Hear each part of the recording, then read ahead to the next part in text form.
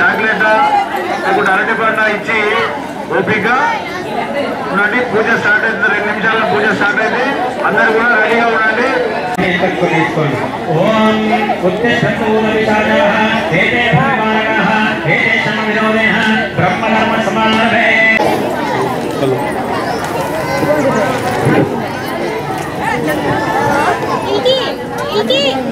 మీకు కార్డు ఇచ్చారు కదా.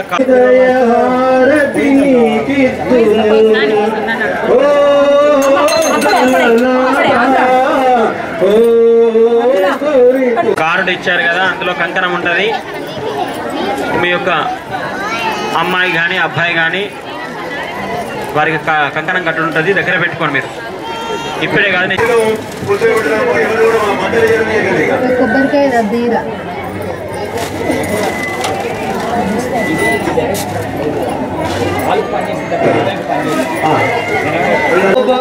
గణపయ్య దీవించరా, ఇంతింత కాదయ్య నీ మహిమలు, ఘనమైన పూజలు నీ కోసము, ఇంతింత కాదయ్య నీ కోసము.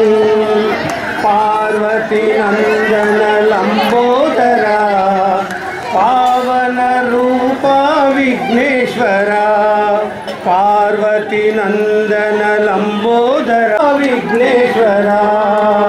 ఓ గణనాథ విఘ్నేశ్వరులు నీలవులు, చిన్ని పలుకులు నీ మాటలు, పసివాడి నవ్వులు నీలవులు, చిన్ని చిన్ని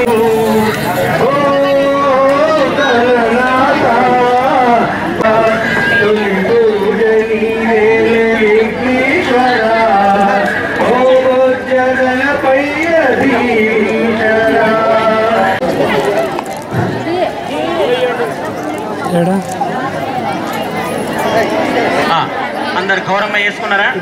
2 తమలపాకులు వేసుకోండి.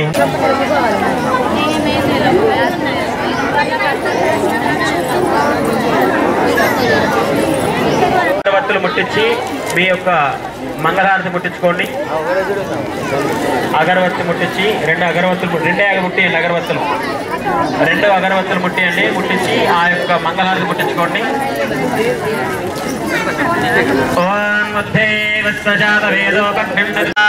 దీప ప్రజ్వల ముహూర్త ముహూర్తోస్త ఏతస్ముహూర్తకాలే సూర్యాదీనం నవానాం గ్రహాణం మే గ్రహాః అత్యంత అనుకూల్యత యోగ్యతా ఫల సిద్ధిరస్తో. ఇప్పుడు శతమానం భవతి శతాయు పురుషతేంద్రియాయుష్యేవేంద్రియే ప్రతిష్టతి, శతమనంతం భవతి శతమైశ్వర్యం భవతి శతమితి శతం దీర్ఘమాయుః. కుంకుమం శోభనం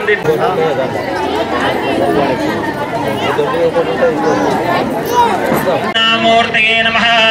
మన్నాద జగన్నాథ భద్రో జగద్గురో మమాత్మ సర్వభూతాత్మా తస్మై శ్రీ గురవే నమః. ఈరోజు అంటారు గోగువు. ఇప్పుడు మనకు సీజన్ వచ్చేసింది.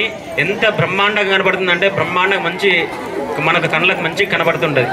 ఆ యొక్క మోదుగ పోపు రూపా యవ్వన సంపన్న, రూపం మంచిగా ఉన్నది. మనకు రూపా యవ్వన సంపన్న విశాల కుల సంభవ. మనకి ఎంత కుల బాంధవులున్నా, సంఘంలో ఎంత బంధువులున్నా విద్య లేకపోతే చేసుకోవాలి. ఓం మాతృదేవో భవ పితృదేవో భవ. మీ యొక్క తండ్రి గారు కూడా నమస్కారం చేసుకోండి. జన్మనిచ్చిన తల్లిదండ్రులకు నమస్కారం చేసుకోండి. అలాగే గురువు గారు కూడా నమస్కారం చేసుకోవాలి. ఈ యొక్క సృష్టిలో ఫస్ట్ తల్లి, తర్వాత తండ్రి, తర్వాత గురువు. అందుకొరకే వద్దు. మాతృదేవో భవ పితృదేవో భవ ఆచార్య దేవో భవ అతిథి దేవో భవ. మంచిగా నమస్కారం చేసుకోండి. అక్షంతలు ఆ యొక్క గౌరమ్మ దగ్గర ఉంచండి.